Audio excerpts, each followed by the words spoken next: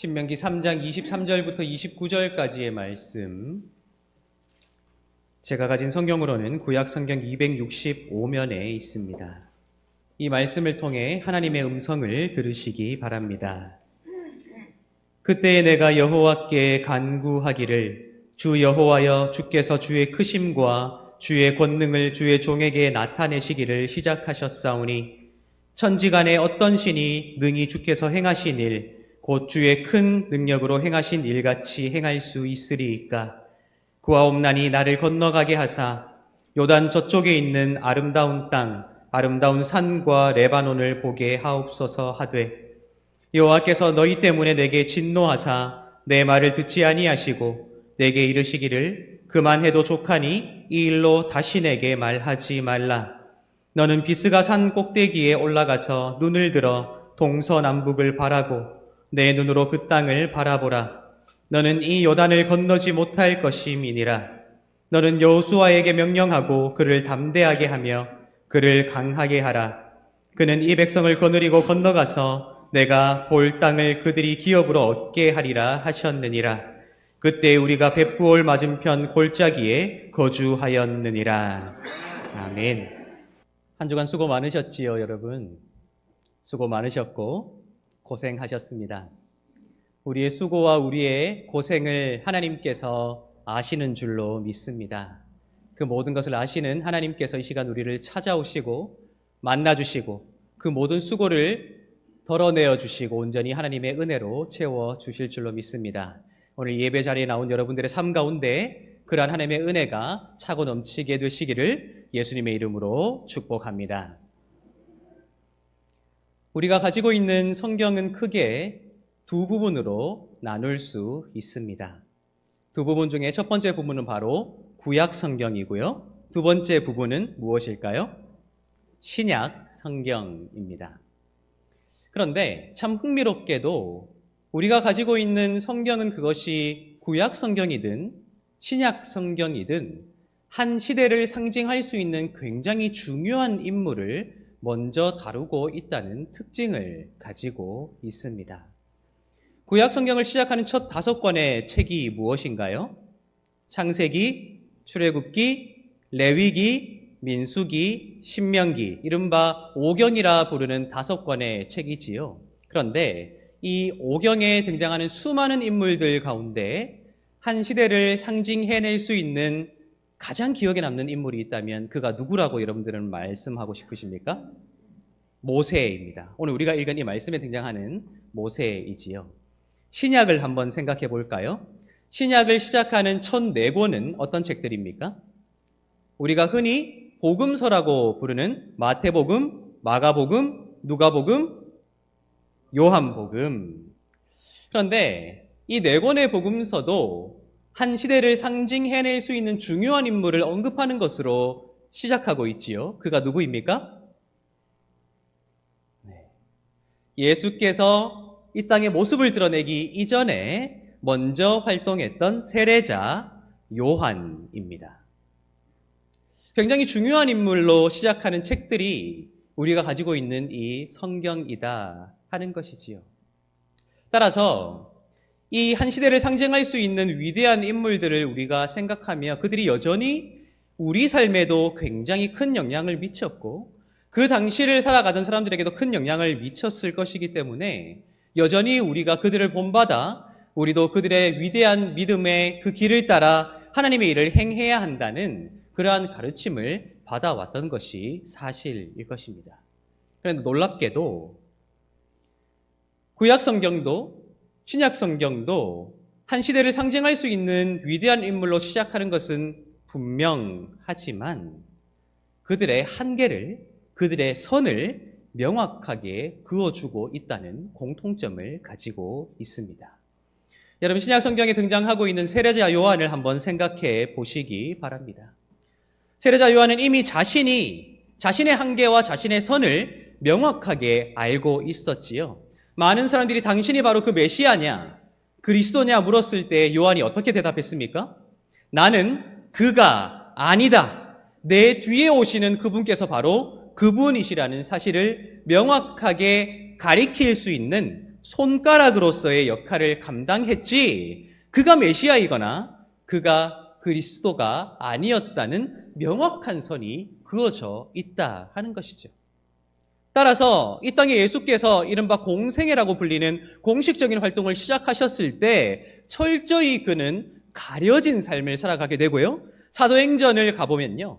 세례자 요한의 세례만 알고 있던 자들에게 성령이 임하게 되므로 세례 요한의 시대가 점차 끝나고 있음을 우리에게 명확하게 보여주고 있다 하는 것입니다. 그 선이 보이세요? 한계가 보이시죠? 위대한 인물이지만 상징적인 인물이지만 한 시대를 풍미했던 수많은 유대인들이 그에게 세례를 받기 위해 찾아왔던 전무후무한 인물이었음에도 불구하고 그의 선은 명확했고 그의 한계는 명확했다 하는 것입니다.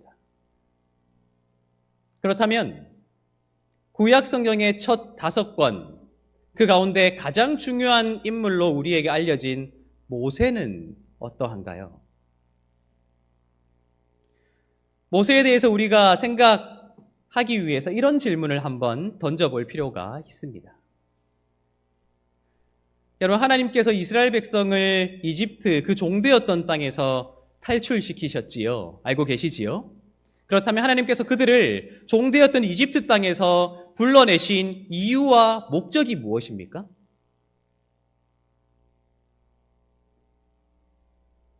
다시 한번 질문 드리겠습니다. 너무 당연해서 대답하기조차 싫은 질문이지요. 다시 한번 질문 드릴 테니까 마음으로 잘 대답해 보시기 바랍니다. 하나님께서 이스라엘 백성을 종되었던 땅 이집트에서 탈출시키신 이유와 목적이 무엇이었습니까? 잘 생각하세요. 단지 그들이 노예로서 너무 힘들어 하나님 살려주십시오, 도와주십시오, 구해주십시오 라고 기도했기 때문에 하나님께서 그들을 이집트에서 빼내오신 것입니까? 절반은 맞아요. 하나님께서 모세를 보내실 때 그들의 부르짖음이 하나님께 상달되었으므로 하나님이 친히 내려가셔서 그들을 구원하실 것이라는 말씀을 모세에게 하셨으므로 그들이 노예의 그 비참한 삶에서 힘들어, 어려워, 고통스러워 하나님께 도움을 구했기에 하나님께서 그들을 이집트 땅에서 탈출시키신 것이 맞습니다. 그러나 거기에서 끝나지 않지요. 더 큰 하나님의 약속과 계획하심 속에 그것이 들어가 있는 것이죠. 하나님께서 단지 고통 가운데 부르짖었던 그들이 불쌍해서 그들을 자유하게 하신 것이 아니라 아브라함과 이삭과 야곱에게 하신 약속을 성취하기 위해 그들을 이집트에서 빼내오셨다. 다 알고 계시지요?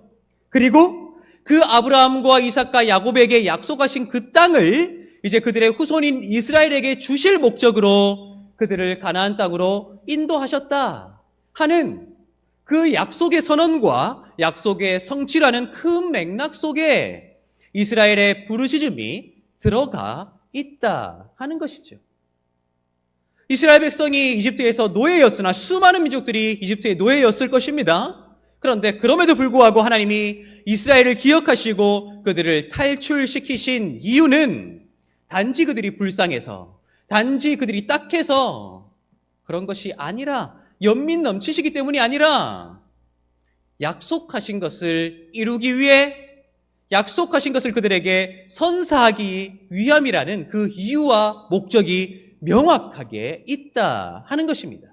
따라서 그 맥락 속에서 하나님께서 모세를 이스라엘 백성들에게 보내신 이유와 목적도 분명하지요. 무엇입니까? 하나님의 백성인 이스라엘을 그 약속에 따라 이집트에서 탈출시키시고 하나님께서 약속하신 그 땅으로 인도하여 들이실 목적으로 모세를 그들에게 보내셨다 하는 것입니다. 그런데 놀랍게도 하나님이 이스라엘을 탈출시키신 그 이유와 목적, 모세를 보내신 이유와 목적이 온전히 성취가 되었습니까? 하나님의 입장에서는 온전히 성취가 되었지요. 그런데 그 목적을 위해, 그 이유를 위해 보내심을 받은 모세의 입장에서는 그 이유는 성취가 되었으나 그 목적에는 이르지 못했다는 것이 오늘 우리가 읽은 이 말씀에서 명확하게 드러난다 하는 것입니다. 한 시대를 상징할 수 있는 위대한 인물 모세. 그러므로 이후에 이스라엘 백성들에게도 신약시대의 유대인들에게도 여전히 모세가 선포한 그 율법에 대해 논쟁해야 했을 만큼 엄청난 영향을 미쳤지만 그 모세의 영향, 그 모세에 대한 해석의 유무와는 상관없이 그에게 주어진 선과 한계는 명확했다 하는 것입니다. 과연 그 선이 어디까지인가, 한계가 어디까지인가 오늘 말씀에서 구체적으로 이루어지고 있지요. 모세는 이미 하나님께서 선언하신 그의 선과 한계가 있음을 알고 하나님 앞에 간절하게 기도했음을 이스라엘 백성들 앞에 고백하고 있습니다. 우리 23절부터 25절을 다시 한번 읽어보도록 하겠습니다. 23절부터 25절입니다. 그때에 내가 여호와께 간구하기를 주 여호와여 주께서 주의 크심과 주의 권능을 주의 종에게 나타내시기를 시작하셨사오니 천지간에 어떤 신이 능히 주께서 행하신 일 곧 주의 큰 능력으로 행하신 일같이 행할 수 있으리이까. 구하옵나니 나를 건너가게 하사 요단 저쪽에 있는 아름다운 땅 아름다운 산과 레바논을 보게 하옵소서 하되라고 되어 있어요. 여러분, 지금 모세가 하나님께 간구한 기도의 내용이 기록되어 있습니다. 너무 절실하고 너무 간절하다는 게 눈에 보이세요? 단지 나로 건너가게 하사 저 아름다운 땅과 산과 레바논을 보게 하옵소서라는 필요를 채워달라는 기도의 그 내용이 머물러 있는 것이 아니라 먼저 하나님이 어떻게 위대한 분인가 하는 말로 시작하고 있다는 점에서 모세의 간절함이 묻어나죠. 하나님께 아부하는 겁니다. 이렇게요.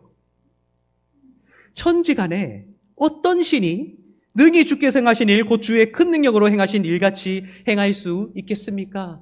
당신밖에 없어요. 당신이 최고예요. 당신만이 하실 수 있어요. 하나님께 아부해야 했을 만큼 간절한 마음으로 주님 앞에 기도하고 있다는 것이죠. 어떤 내용을요? 구하옵나니 나를 건너가게 하사 요단 저쪽에 있는 아름다운 땅, 아름다운 산과 레바논을 보게 하옵소서라고 말입니다. 자신은 건너가지 못할 것이라는 것을 알았기에 그것이 자신의 한계이자 자신의 선임을 알았기에 하나님 앞에 간절한 마음으로 간구했다 하는 것입니다. 여러분, 하나님께서 모세의 이 간구를 들어주셨습니까? 들어주지 않으셨습니까? 잘 생각하고 잘 대답하십시오. 우리가 이 말씀을 함께 읽었잖아요. 하나님께서 모세의 이 간구, 나로 건너가게 하시고 보게 하옵소서라는 이 간구에 들어 응답하셨습니까? 응답하지 않으셨습니까? 놀랍게도 우리 26절 한번 읽어볼까요? 26절입니다. 여호와께서 너희 때문에 내게 진노하사 내 말을 듣지 아니하시고 내게 이르시기를 그만해도 족하니 이 일로 다시 내게 말하지 말라. 어떻게 말씀하시죠? 굉장히 단호하시잖아요. 그렇죠? 모세는 하나님 앞에 아부하면서 주님 당신이 최고예요. 그러니까 제발 너로 그 땅을 건너가서 보게 해 주십시오. 간구했는데 하나님은 더 이상 말하지 마라고 단호하게 거절하시는 것이죠. 근데 놀랍게도요. 하나님께서 모세가 간구했던 내용 가운데 하나는 들어주셨고요. 하나는 들어주지 않으셨어요. 다 거절하신 게 아니라는 거예요. 무엇을 들어주시고 무엇을 안 들어주셨을까요? 우리 27절, 28절 한번 읽어보도록 하겠습니다. 27절, 28절입니다. 너는 비스가 산 꼭대기에 올라가서 눈을 들어 동서남북을 바라고 내 눈으로 그 땅을 바라보라. 너는 이 요단을 건너지 못할 것임이니라. 너는 여호수아에게 명령하고 그를 담대하게 하며 그를 강하게 하라. 그는 이 백성을 거느리고 건너가서 내가 볼 땅을 그들이 기업으로 얻게 하리라 하셨느니라. 아멘. 여러분, 하나님이 어떤 간구를 들어주셨습니까? 보게 하시옵소서라고 했던 그 간구는 들어주셨어요. 그렇죠? 비스가 산에 올라가서 그 땅을 바라보라. 그러나 거기까지 바라보는 것까지는 하라. 그러나 너는 그 땅에 건너갈 수 있다 없다? 없다고. 보게 해달라는 간구에는 응답하셨으나 건너가게 해달라는 간구는 거절하신 하나님의 응답을 우리가 보게 된다 하는 것입니다. 그리고 더 이상 이 일로 하나님께 간구하지 말 것을, 기도하지 말 것을 모세에게 명령하고 있다 하는 것입니다. 그가 아무리 위대한 인물이라 한들, 그가 아무리 상징적인 인물이라 한들 그는 거기까지라 하는 명확한 선을 하나님께서 그어주시고 그의 한계를 명확하게 인식하게 하셨다 하는 것입니다. 생각해 보십시오. 앞에는 바다가 막혀 있고 그 당시 바다라 하는 것은 히브리어로 얌입니다. 일반적으로 고대 세계에서 바다는 죽음과 혼돈을 상징하는 대상이었어요. 그도 그럴 것이 앞으로는 바다가 막혀 있는데 뒤에는 파라오의 군대가 쫓아오는 것입니다. 파라오는 이집트 땅에서 살아있는 신이었지요. 죽음과 혼돈을 상징하는 신적 존재인 바다가 앞에 있고 이집트의 신적 존재였던 파라오가 뒤쫓아오고 있을 때 놀랍게도 죽음을 상징하는 바다를 갈라 이스라엘로 그 땅을 건너게 한 인물이 누구입니까? 모세였습니다. 홍해에서의 그 기적을 경험한 이후에도 반복적으로 하나님을 원망했던 그들을 하나님 앞에 중재하여 하나님의 은혜를 얻게 했던 인물이 누구입니까? 모세였습니다. 시내산, 하나님과 언약이 맺어진 그 시내산에 올라 모든 이스라엘 백성들이 자신들은 죽을까 두려워하였으나 직접 그 산에 올라가 하나님과 백성 사이의 언약을 중재한 위대한 인물이 누구였습니까? 모세였습니다. 그가 얼마나 많은 일을 행했습니까? 그가 얼마나 위대한 일을 행했습니까? 그는 여전히 위대한 지도자임에는 분명합니다만 그의 위대함과 노력과 현재의 모습과는 상관없이 그것과는 별개로 하나님이 정해주신 선과 한계가 분명했음을, 그래서 그는 단지 이스라엘 백성들을 그 가나안 땅이 보이는 모압 평지까지만 인도하는 역할로 그치게 될 것임을, 이후의 모든 일들은 여호수아를 통해 이루어지게 될 것임을 하나님께서 선을 그어주신 이야기. 그러므로 신명기 34장도 모세의 죽음으로 끝나게 되는 그 선과 한계가 오늘 이 말씀을 통해 모세에게도 우리에게도 명확하게 보여지고 있다 하는 것입니다. 여러분, 오늘 이 말씀은 우리가 오해해서는 안 될 것입니다. 이제 모세는 나이가 많았고 판단력도 흐려질 때가 되었고 이제는 기력도 예전 같지 않으니 젊은 사람인 여호수아에게 맡겨야 한다는 이야기가 아닙니다. 그래서 우리도 연세 많으신 분들은 조금 한 걸음 물러나 주시고 이제 젊은 사람들이 활동할 수 있도록 해 주시죠 라는 이야기도 아닙니다.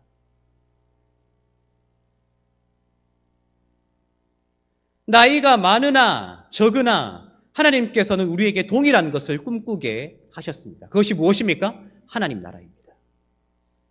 혹시 이 자리에서 나이가 많다는 이유로 하나님의 나라를 포기하신 분 손 들어 보십시오.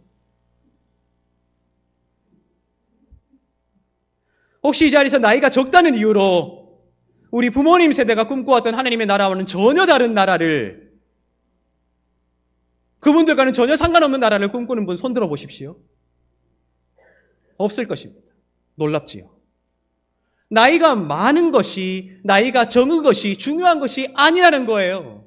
하나님은 우리 모두에게 동일한 것을 품게 하시고 꿈꾸게 하시고 소망하게 하셨다. 그것은 하나님의 나라라는 근본적인 소망이다 하는 것입니다. 그러나 우리가 기억해야 할 것은 그 하나님의 나라라는 이상과 꿈을 이루어 가시는 분이 누구신가 하는 거예요. 누구세요? 하나님이십니다. 왜요? 그 나라는 내가 세워가는 내 나라가 아니라 하나님께서 이미 예수를 통해 시작하셨고 하나님께서 완성하실 하나님의 나라이기에 그 나라의 주인은 하나님이시며 그 나라를 이루어 가시는 분은 하나님이시라는 것을 우리가 반드시 기억해야 한다는 거예요.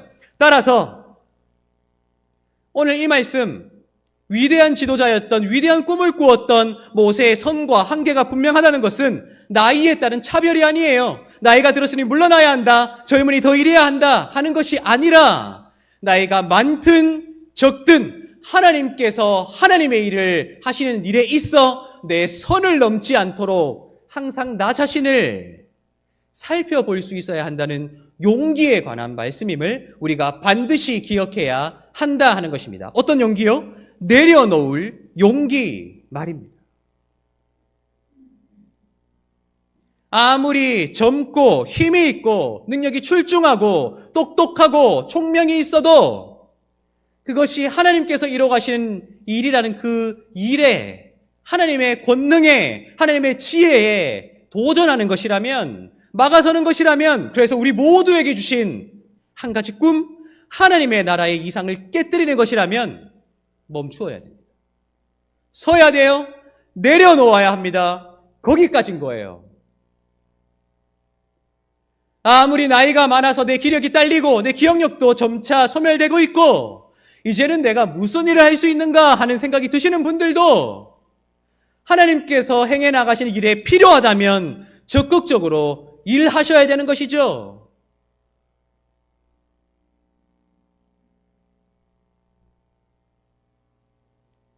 나이가 많다고, 나이가 적다고, 나이가 많기에 내려놓아야 하는 문제도, 나이가 적기에 더 움켜쥐어야 하는 문제도 아닌, 하나님이 하나님의 약속과 그 성취라는 넓은 그 하나님의 행하심, 계획하심을 이루어 가실 때 내가 그것을 침해하거나 넘어서지 않도록 나 스스로에게 그어진 선을 발견하고 있는가 하는 것을 우리에게 도전하는 이야기가 오늘 이 신명기 3장에 기록된 모세의 한계와 선에 관한 이야기다 하는 것입니다. 여러분, 누구나 신앙생활을 하며 정말 아름다운 삶을 꿈꾸게 되지요. 내가 신앙생활을 하면 더 팍팍하고 더 괴롭고 더 힘든 삶을 살아가게 될 것을 기대하며 이 자리에 앉아 계신 분은 없으실 것입니다. 하나님이 이루실 놀라운 일들, 하나님이 행하실 아름다운 일들을 모두가 기대한단 말이에요. 그런데 하나님이 행하실 놀랍고 아름다운 일이 반드시 내가 생각하는 방식으로, 내가 생각하는 때에 이루어져야 한다는 강박을 버리십시오. 그 강박 때문에 우리의 목소리가 얼마나 높아지고 있습니까? 그 강박 때문에 우리의 행위가 얼마나 과격해지고 있습니까? 그 강박 때문에 우리의 마음이 얼마나 갈라져 있습니까? 선을 넘은 거예요. 한계를 일부러 내가 임의로 넘어버린 것이죠. 하나님의 일은 하나님의 방식으로 하나님의 때에 이루어지게 될 것인데 내 방법이, 내 때가, 내 생각이 마치 하나님을 대변하는 것인 양, 하나님이 모세에게 비스가산에 올라가 단지 바라만 보라고 했는데 우리는 비스가산에 올라가서 하나님의 눈을 피할 수 있는 것처럼 생각하며 그 땅으로 넘어가려는 시도를 얼마나 많이 하고 있습니까? 입을 다물어야 할 때와 말을 해야 할 때, 행동을 해야 할 때와 그쳐야 할 때, 생각의 방향을 옮겨야 할 때와 끊어내야 할 때를 나 스스로 하나님 앞에서 겸허히 돌아볼 수 있는, 그래서 내려놓을 수 있는 용기를 우리가 가져야 되지 않겠는가 하는 것입니다. 최근 우리 기독교, 특히 개신교인들의 신앙의 양상이 너무 과격해지고 있습니다. 내가 옳다고 생각하는 것을 옳다 생각하지 않는 사람들은 악한 사람으로 규정하려는 사람들이 넘쳐납니다. 내가 이렇게 해야 한다고 생각하는 것에 반대하는 사람들은 하나님의 뜻을 저버리는 사람들이라 정죄하는 사람들도 많습니다. 왜 그렇습니까? 하나님의 방법과 하나님의 때가 자신의 때와 자신의 방법과 일치해야만 한다고 강박을 가지고 있기 때문입니다. 2000년 동안 기독교의 역사를 살펴보십시오. 기독교의 역사에 있어서 발생했던 수많은 비극들이 바로 그런 생각들로부터 발생했습니다. 교황 우르바노의 명령에 따라 저 거룩한 땅 성지 예루살렘을 탈환하여 하나님의 도성으로 만들어 드려야 한다는 그 명령에 따라 이교도를 학살하는 것은 살인이 아니라 하나님의 뜻이라고 주장했던 수많은 종교인들의 가르침에 따라 무고했던 사람들을 학살했던 그 역사. 무엇입니까? 바로 십자군 전쟁입니다. 그래서 지금도 무슬림들은 십자군이라는 말을 들으면 치를 떤다고 하지요. 그래서 저도 조심스러워요. 주의 진리 위에 십자가 군기 하늘 높이 쳐들고, 누구에게는 폭력의 상징이거든요. 무섭죠. 하나님이 게르만 민족을 사랑하셔서 게르만 민족과 나라를 새롭게 재건하실 것이라는, 그래서 우리에게 보내준 지도자가 있다는 명목하에 우리 게르만 민족은 가장 우수한 유전자를 가진 국가를 세워나가야 한다. 그래서 세워진 지도자가 누구였습니까? 히틀러였습니다. 우생학, 우수한 유전자를 가지지 못한 사람들은 인간 취급하지 않았던 그 광기의 시대, 수많은 유대인들을 아무런 죄책감 없이 학살했던 그 야만의 시대, 놀랍게도 기독교 신앙이 강박에 사로잡혔을 때 만들어낸 비극들이라는 것을 우리는 알고 있잖아요. 나의 한계, 나의 선을 하나님께서 명확하게 그어 주실진데 그 한계와 선을 돌아볼 생각도 하지 않고 나의 때, 나의 방법이 하나님의 방법이라고 주장하려는 우리의 생각이 지금도 우리 개신교인들의 모습을 얼마나 못난 모습으로, 어그러진 모습으로 만들고 있는가 하는 것을 우리가 생각하게 된다 하는 것입니다. 여러분, 우리 안에는 여전히 모세가 살아 숨쉬고 있습니다. 주님, 강구하옵기는 건너가게 해주십시오. 건너가 직접 그 땅을, 산을 보게 해주십시오. 나의 선과 하나님이 정해주신 한계를 넘어서게 해달라는 그 간구가 우리 마음속에 살아 숨쉬는 한, 여전히 그렇게 하나님 앞에 기도했던 모세가 우리 마음 가운데 살아 숨쉬고 있는 것이에요. 그런데 모세는 하나님이 거절했을 때 그 한계와 선을 받아들였습니다. 우리는 어떻습니까? 여러분, 우리가 무슨 말을 그쳐야 될까요? 무슨 행동을 그쳐야 할까요?